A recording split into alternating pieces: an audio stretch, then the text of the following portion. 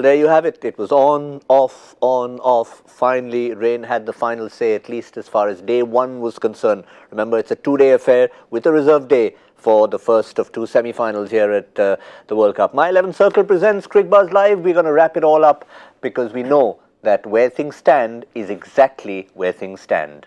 New Zealand, at the moment, 211 for 5 in 46.1 overs. Given the fact that the match referee had not nominated this to be a truncated fixture, they will literally walk out to bat with Ross Taylor out there in the middle and Tom Latham to resume the innings at that very stage to finish their 50 overs, and then India will chase whatever it is in 50 overs with no Duckworth-Lewis turn interference, unless, of course, there is more rain. That, of course, there's a mixed forecast for, so you can't really trust anything with the weather in the UK, can you? You really can't. What can you do? But I think in foresight, I think it's a good thing that India gets to play all 50 overs. So I think both teams would have liked, everyone around the world would have liked the fact that a full game is happening instead of a truncated game. Maybe New Zealand would have been thinking that Duckworth-Lewis gives a slightly uncertain run chase for India, 6.5 runs and over, with the wicket doing a little bit, or will you still say that they'll take it as it is? Well, I think if you have a full game, that's the best possible scenario to go ahead with, right? So looking at that, I think both the teams will be happy that they'll have a full crack at it.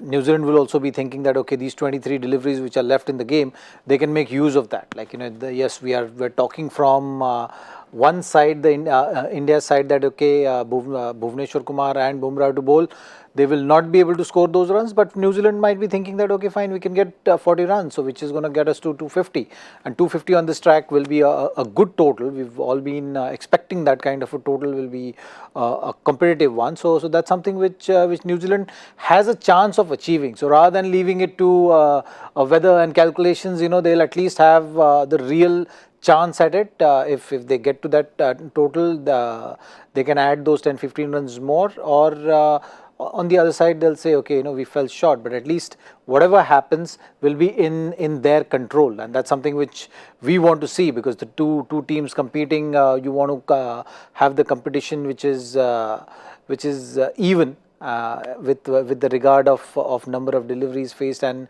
the chances and the approach. You don't want a format to be reduced to a 20 over and then the T20 dynamics of it comes into play. There is both ways of looking at it. So I think both the teams will be happy to go in and take this rest, which is unusual in ODI cricket. Not many a times this has happened. Even though I was part of one of the matches, Champions Trophy. In fact, it was in Sri Lanka. Against Sri Lanka in Sri Lanka. Yes. And we, but in that scenario, the game was starting from 0-0. Correct. So actually, it was a restart of a match, not a continuation of the match, and we happened to bowl on both the days. So that was a lot of work, 100 overs of fielding, and no result. So I hope here, it's a continuation of the match.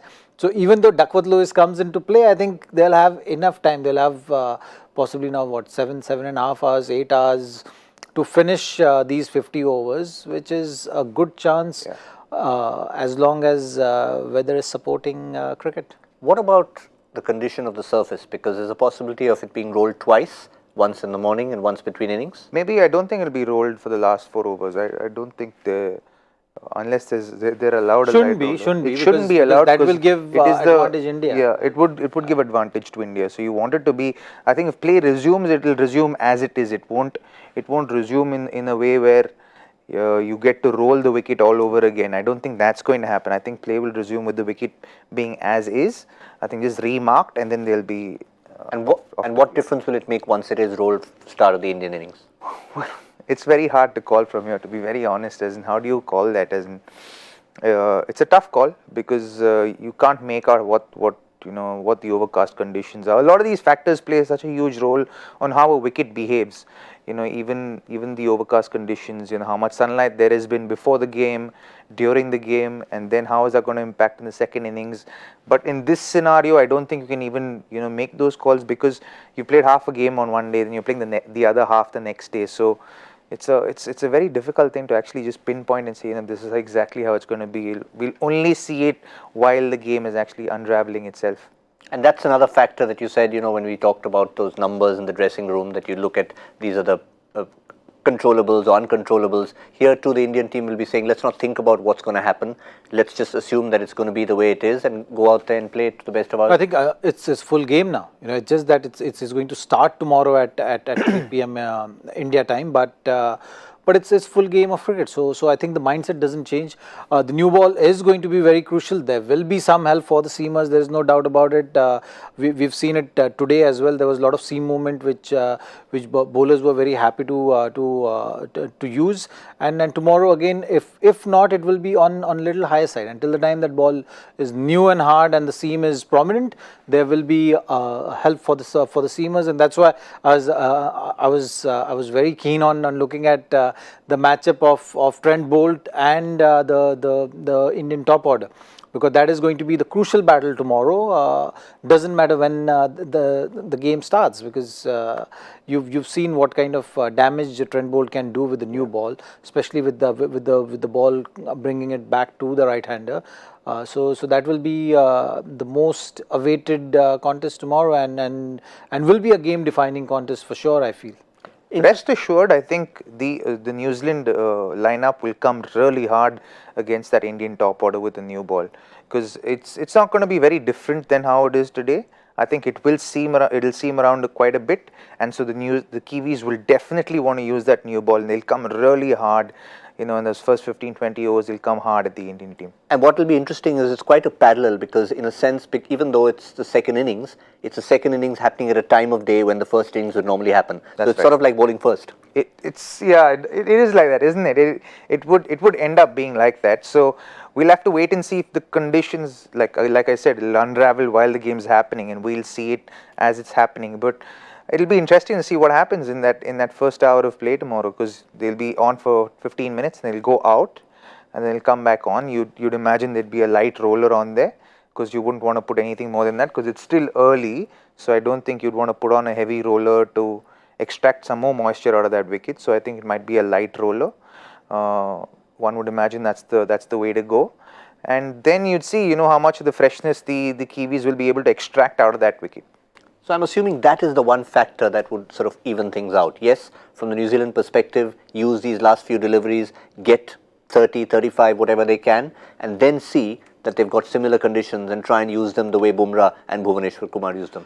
I think these 23 deliveries are also going to play a factor. It's definitely going to be a factor in tomorrow's match. It's important how Bumrah and Bhuvaneshwar go about finishing these 23 deliveries, not giving too many, because the batsmen also have to start again. So it's actually even though in theory it sounds that okay, back end of the innings and you can go and start hitting from ball one, but the batters still have to get in.